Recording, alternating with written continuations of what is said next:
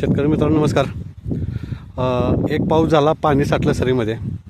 सरीत पाणी साठलेलं पाणी शेतकऱ्यांसाठी कसं उपयोगाचं असतंय ते एक नमुना दाखवतो त्याचा. तर एक 40 दिवसाची रोप लागण आहे आणि मोठा पाऊस झाल्यानंतर पाणी साठलं. तर पाणी साठल्यानंतर त्यामध्ये हुमण्या किती मरून पडलेत हे बघा. ही इथे एक आहे,